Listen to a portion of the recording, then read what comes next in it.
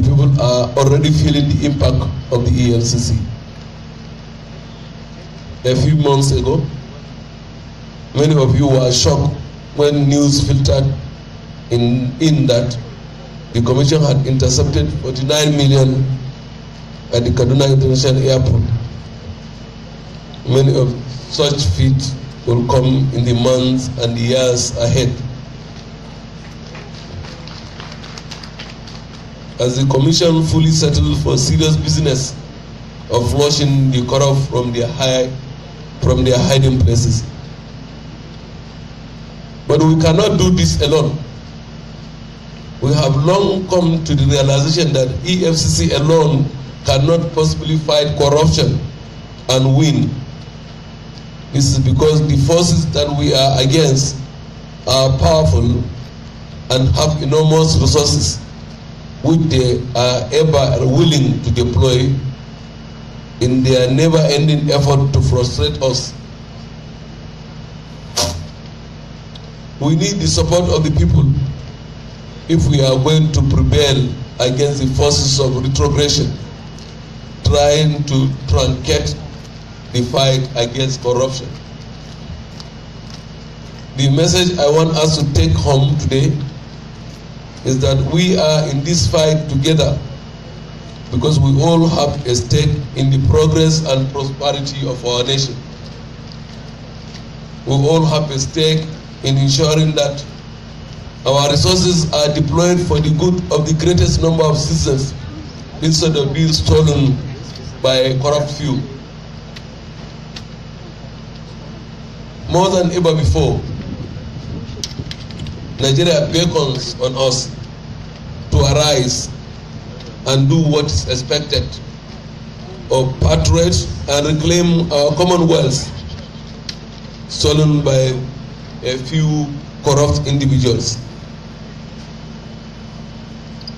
Ladies and gentlemen, if we can pause and trace the root causes of the problems that confront us as a nation,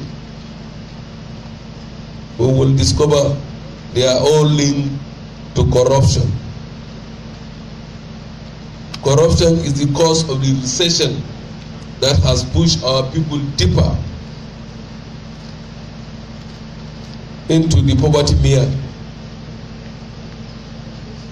It is also at the heart of the insurgency that has visited death, displacement, and untold hardship on Nigerians in the Northeast, to mention but a few.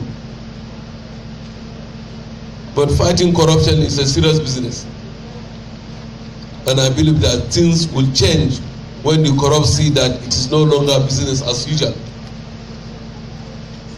This is the reason I have suggested that we set up a prison for corrupt in the Sambisa forest, where they can be kept away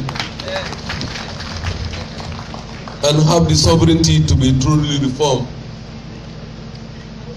For this proposal to succeed, the judiciary must complement the effort of the anti-corruption agencies.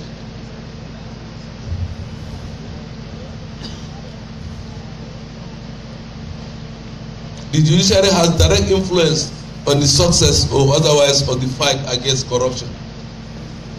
As I speak to you, there are concerted efforts to not only to truncate the fight against corruption, but to neutralize the gains of the last 2 years.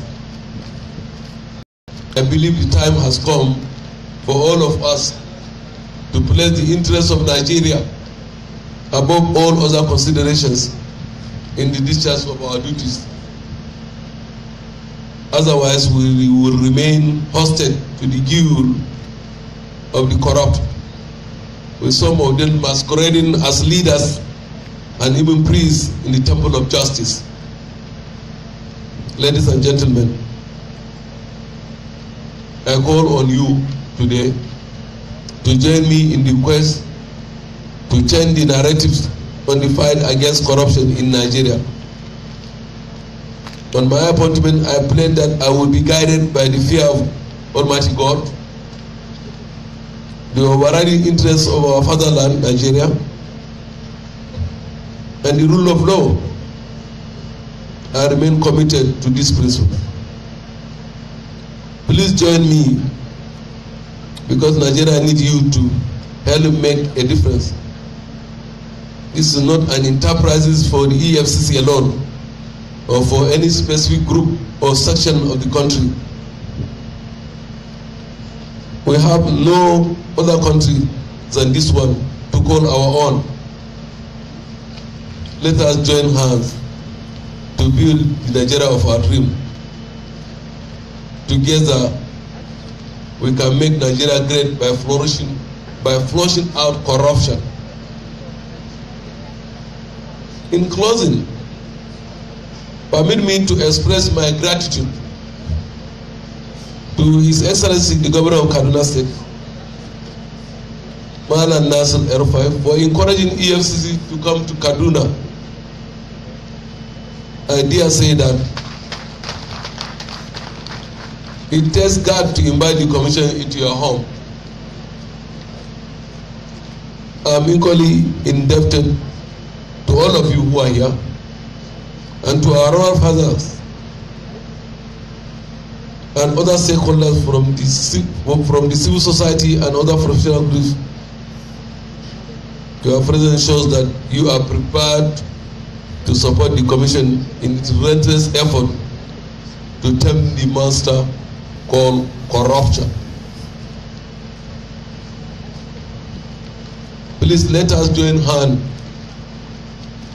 to kill corruption before corruption kills Nigeria. Thank you very much.